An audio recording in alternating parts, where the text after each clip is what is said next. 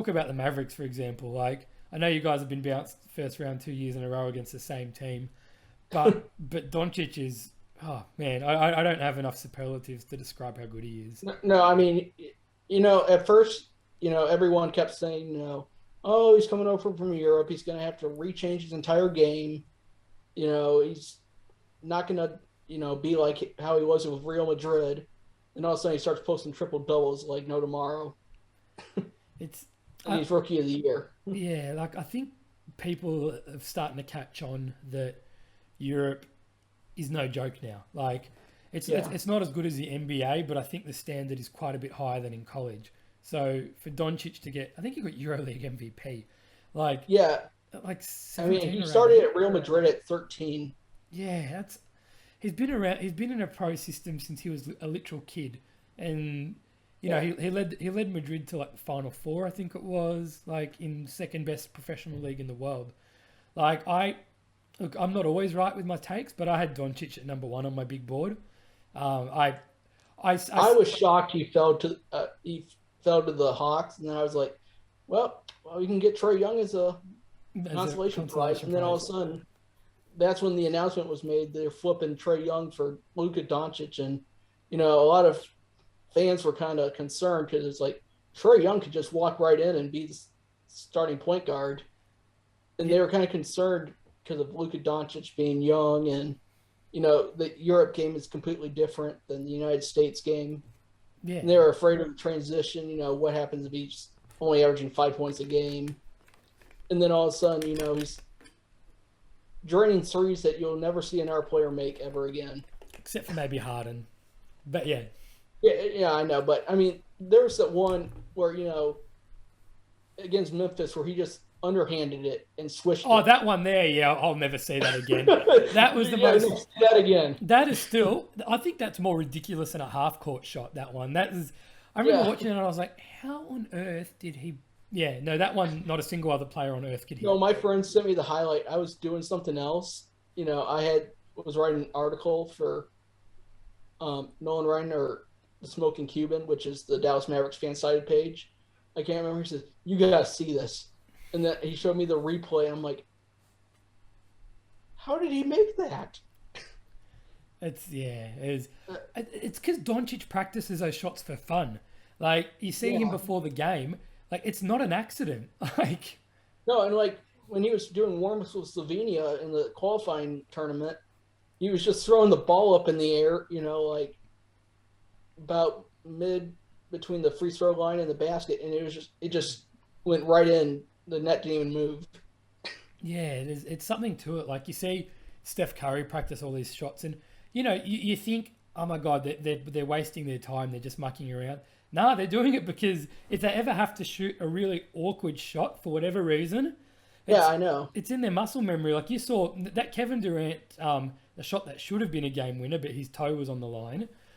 I By like 2 centimeters, I was like, "Are we really going to measure 2 centimeters?" I was I out of mean, my chair for that that. should have counted as a three.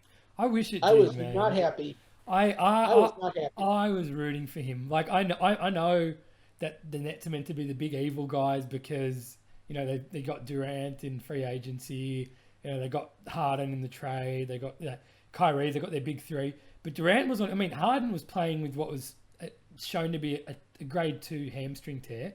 I've had that injury. It's a 6 week injury. You're not meant to be back from sports for 6 weeks with a grade 2. He came back after 2. So basically, Yeah, it was Durant on his own, and he almost carried the team by himself. the Like, team in the next round, I was like, "Wow." yeah, yeah, no, it was, yeah. So, yeah, the best players in the world do practice that shot, and I mean, Doncic, you can't underestimate the fact that he's been in that pro setting for so long. Like, so he's incredible. Dallas are lucky to have him. I've even heard Mark Cuban say that he would divorce his wife before he would Yeah, I give know. up That's the joke he Doncic. keeps saying. I'll divorce my wife before I let him go. But the main thing is, I guess, the question, which is on the lips of not just Dallas fans, but of basketball fans in general. What do you guys do in the off season to build around Doncic? Because it's clear that he's the type of player you can build around, but the pieces around him, aside from Hardaway, they all let him down this postseason.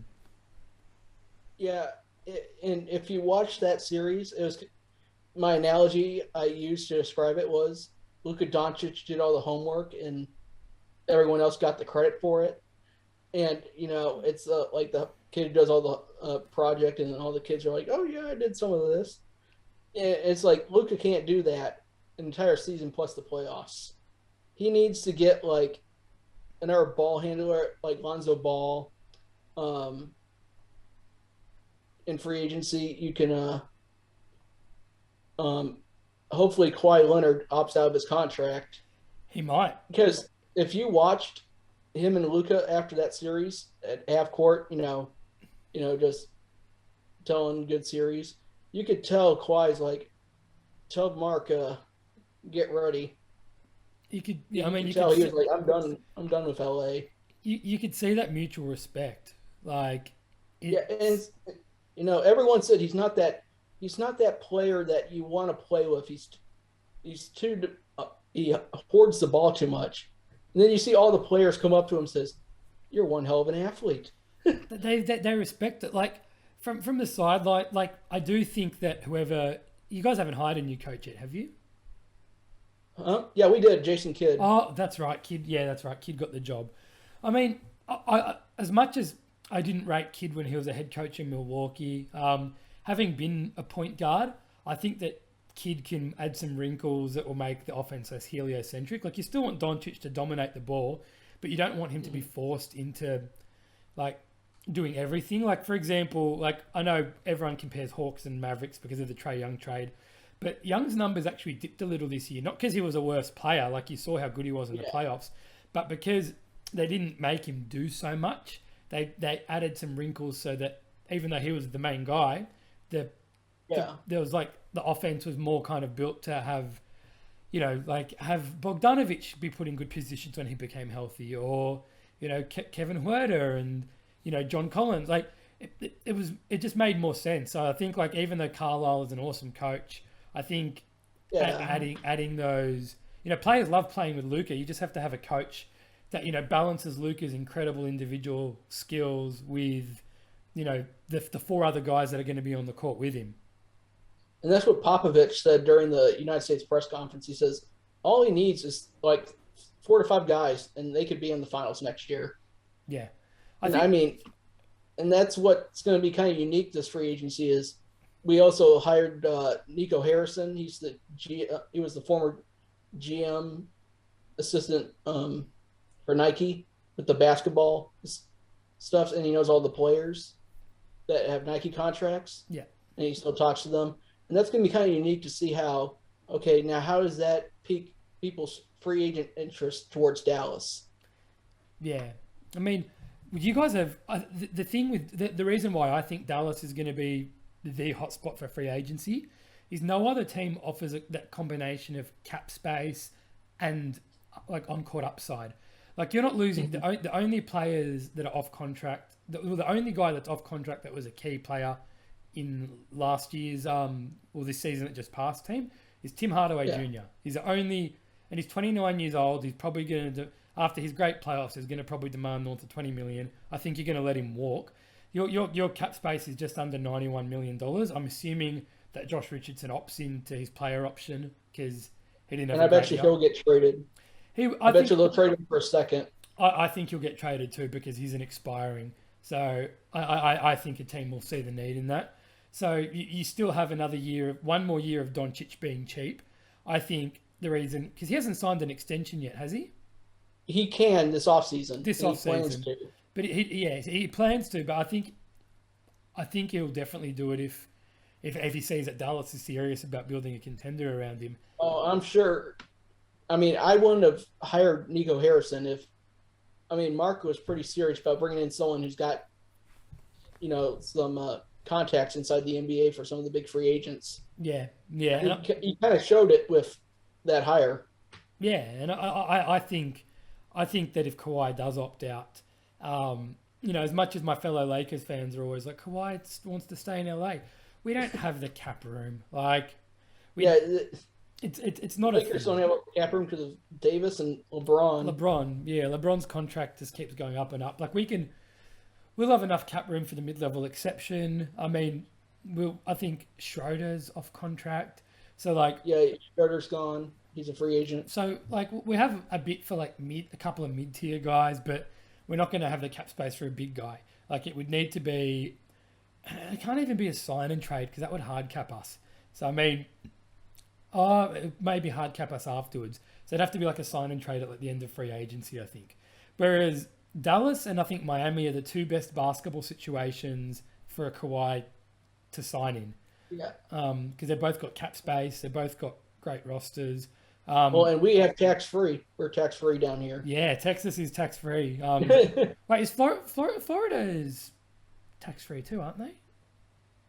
I don't know, but I just know that we have that luxury here in Texas where income tax free. Yeah, I think Florida is as well, but I know California has a very steep income tax, so the money is gonna, even though like the money is gonna go a lot further in Texas. So no, like Kawhi's an option, but say that Kawhi does opt in, he stays with the Clippers. Who's your number one? I want to know your number one big free agent target and your number one, like I guess low to mid tier free agent target. Well, for the point guard, I would look at Lonzo Ball. He's a good ball handler.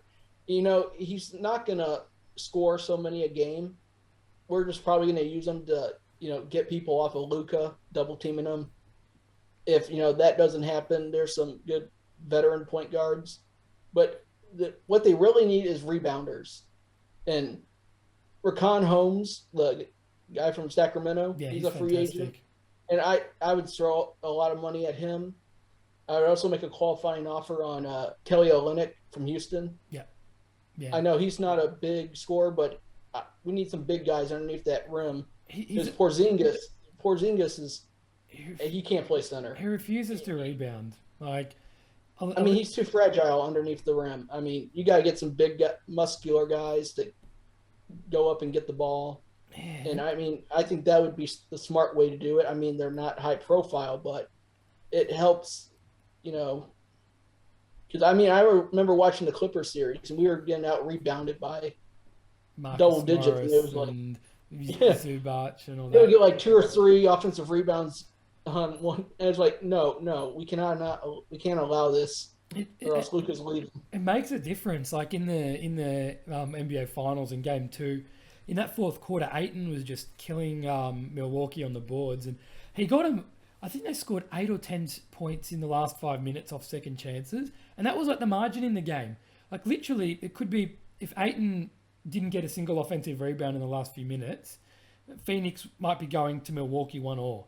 And like, it's an underrated facet of basketball. And, like Maxi Kleber, he's an all right player, but he doesn't bang like that. Dwight Powell, I don't want him in the starting They're lineup. more like a small forward, kind of a jump shot. Yeah. We need guys that can, throw their hips into players and box them out. Yeah, and Holmes is that's really what our issue is. It's just we have soft rebounders, and we need, the ones that can box out easily and, get the rebound so that way they don't get 3 or 4 shots at a three-pointer. Yeah, because if it's a team like the Clippers, you give them 4 shots, they're going to make it. Like, yeah, no, I think those are great targets. I think Lonzo is a really good fit because now that he can shoot threes, he can play off the ball, and Luka wants to dominate the ball. And if Luka works on his off-ball game, if Luka's off the ball, you can't double team him as easily, and that gives him so many better looks. Like, it's like pick your poison, Lonzo or Luka. Yeah, so I think that's where are you going to guard? I think that's a great fit. And Kelly Olynyk is almost certainly out of Houston. He played fantastic this year, being a starting big man, but. Yeah, I remember when the Mavs had the shot at drafting him, and they passed on him. I was like, he played so well at Gonzaga. Why didn't you just draft him? He was because he was a senior though, wasn't he? Wasn't he? Like I think it's because a lot of teams are afraid of drafting like a senior, but seniors like end up contributing. Like I mean, Josh Hart was part of that Villanova team, and he slid all the way down. And he's like a demon off the bench for the Pelicans now. I mean, Josh Hart would be a good option too. I mean, I wouldn't be. But the one thing that really concerns me is, that joke he made on Twitter where they had that hypothetical. Oh, you haven't seen it? They made a hypothetical trade of the Pistons for him and for some players. And he said, nah, I'm good. Yeah. It's like, yeah, attitude. I just don't want that. I mean, with Rondo, you remember when he was with the Mavericks, he was just like, it's my way or the highway. Yeah. You don't want that attitude. You're And a it's bit like, scarred by that attitude. I know it's just like we're still kind of recovering from that Rondo incident, and we're trying to build a team that can distribute the ball. And if Josh Hart wants to you know have that attitude, I'm just kind of worried what could happen with the whole team chemistry Yeah. if it ripples down into that. But I Yeah. mean, he's still a good player. I'm kind of worried about that one tweet. It kind of just sounded like, nah, I'm good. I'm good. Well, I mean, there's also those rumors about the Porzingis complaining about touches, and I don't know how much truth there is to that. But like, first of all, do you think he's going to be traded this offseason? Like, because I don't think he will. I think it'll be one or two more off seasons until that contract's manageable. yeah, Right now, it's like a cancer for anyone's salary cap. I mean, if you look at it, you got like 2 years. he's got a player option too after that. Yeah, he does have a player option. And if he were to, but I think he'll cash in on that because that's like 35 million guaranteed Yeah, if he does. he's opting in. Yeah, I mean, how high his contract is, and it's like I would opt in too. I mean, 35 million Yeah, guaranteed. it's not his fault. Like, I would do that, but no, When Mark signed him like 2 to 3 years ago to that all guaranteed deal, I'm like, Mark, do you not realize what he just went through in New York with the injuries? I mean, it's just ridiculous. I mean, like this year, it's like he would play one game and then oh, he's going to rest the next, and that's what I think threw us off because it was like he was in every other game, and it was like Luka playing with new teammates out there on the floor yeah, every other game, and it was just throwing off the chemistry. it's tough as well because like he was incredible last year against the Clippers in the playoffs.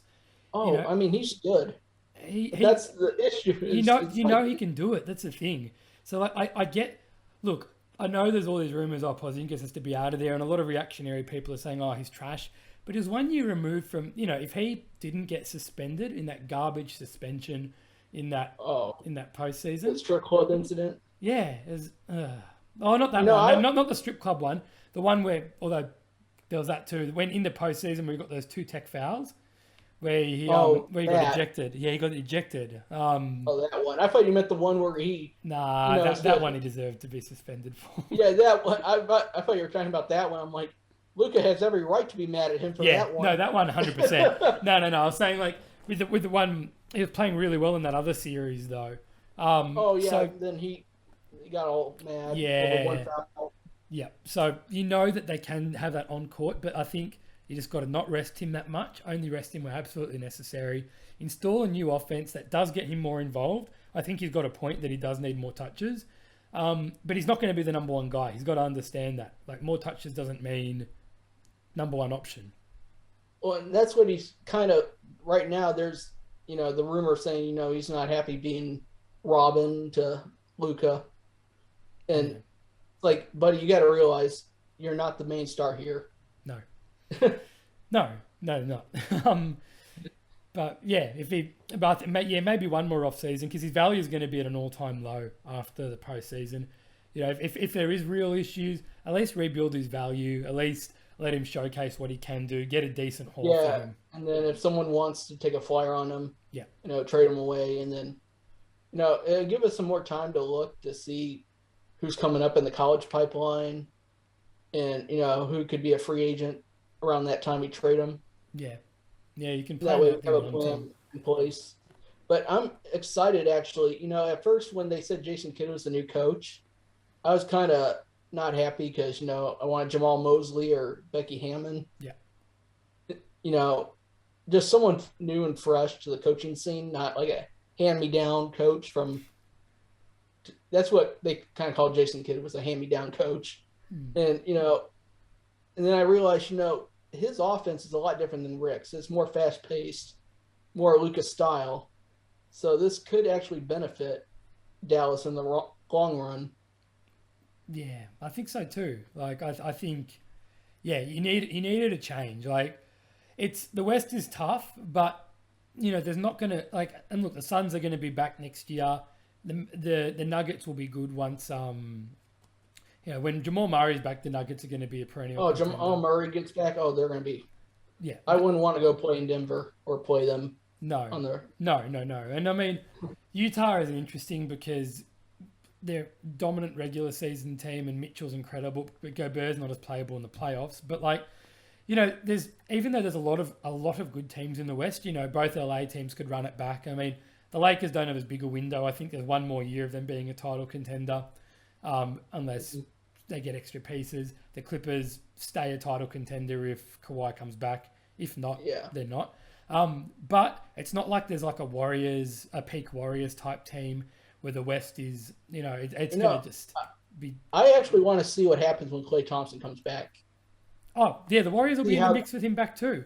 Like, I mean, I want to see how they do. Because, I mean, they could have gone into the playoffs if Klay Thompson was healthy. Yeah, they would have. It's just, with all the injuries they had, poor Steph had to do all the work.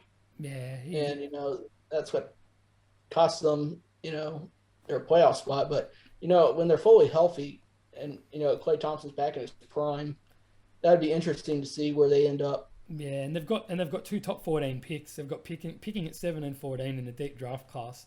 So, yeah. And I believe in Wiseman still as well. Like, I hear the rumors about trading him away, but I mean, he played 3 games between high school and as a pro.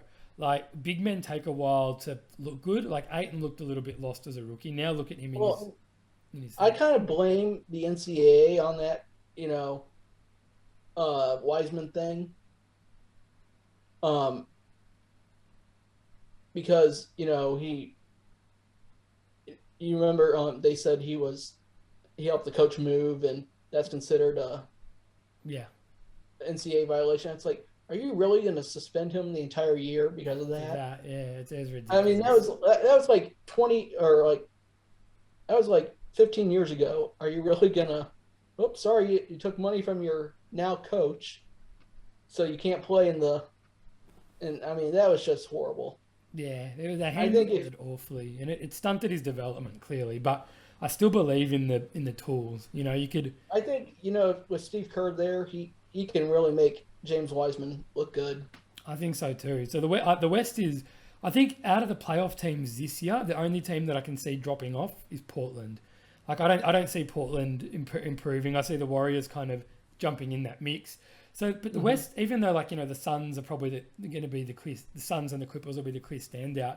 The Mavericks are a couple of good moves away from being right up there. So, yeah, it's going to be interesting to see.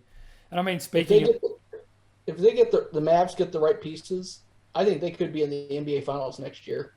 I mean, and if they're on all cylinders, passing the ball, getting wide open shots, I mean, there's no one that's going to be able to beat them. Yeah, I mean, they could easily come out. I guess that's what I was hinting at. They could easily, they're a couple of good moves away from being a chance to come out of the West. So, yeah. I mean, imagine, just before we talk about the finals, by the way, imagine next year, a Hawks-Mavericks final. Imagine how crazy the sports world would go. That'd be so crazy down here. Like, everyone would be like, oh my God, Trey and Luca. Like, that would be, aside from, a Lakers Nets or a Clippers Nets final, I think that would be ESPN's dream. Yeah. I mean, that would be that. I mean, if I were an ESPN producer doing the finals, I would want that series because it'd be so awesome that what I consider the most even trade on trade night. It was even. I think both teams won. It's like they got their superstars. They did. And I mean, I think Luka's a little bit better, even though Trey's my favorite player. But Cam Reddish, he played really well in the last couple, when he was healthy, the last couple of games of Yeah, and that's the issue with the Hawks is they're going to have a hard time keeping a lot of that talent. It's because you got John Collins, he's the free agent, he needs to get a lot of that money, and then it's like, okay, who wants to take less to stay? Yeah, someone's going to have to sacrifice something, and it's not going to be Trey. Yeah, I mean Trey or John. No, I mean, I think John's worth about 20 million, but if he's going to he might get more from a team, and then I don't think the Hawks should chase him if it's more than 20 million a year. Yeah. I mean, that would be my bottom line for him is 20 million a year. Yeah. But if he wanted like 25, like Spencer Dinwiddie does, Oh God. Yeah. guy No. from I'd let him. Brooklyn, Yeah. no, Mr. Injury from Brooklyn, Yeah. I want Mister. 25 million. I missed an entire year with an ACL. No, I want $25 million. Ah, it's nuts. No, that ain't happening, buddy. No. But yeah, no, like to your point, like yeah, a Hawks Mavericks final, yeah, it would be fantastic especially if they can keep all these pieces that make it exciting. Because thanks for tuning in to Luca Talks Sports, part of the Sports Talk Line network. So this one here is one of 3 clips where I interview Brian Sweet for episode 6. So if you haven't checked out the other 2 yet, feel free to go back and give them a listen. And, you know, if you like what you heard with this clip or any of my other clips with Brian, or just any of my clips in general, please like the video, subscribe, comment, and leave your thoughts. If you want to see some of Brian's stuff, search Sweet Sports Talk Podcast on Spotify, Apple Podcast, or wherever you listen to your podcasts. He's also a regular writer for Nolan, Writin and the Smokin' Cuban. So that's the Texas Rangers and Dallas Mavericks fan-sided blogs. So if you just look up Brian Sweet on those sites, you'll get to see some of his great written content too. And also make sure you tune into Sports Talk Line for a lot of other great content. I know the NBA finals are well underway and the Euros will probably be done by the time this episode airs, but we cover a whole host of different sports. We're approaching the All-Star break in the MLB. We've got NBA draft coming up later this month. Football's less than 2 months away. And let's not forget, we've got the Olympics this year. So there's plenty happening in the world of sport, and there's going to be plenty happening on Sports Talk Line. So I've been your host, Luca DeAngelis, and thank you for tuning in to this week's episode of Luca Talks Sports.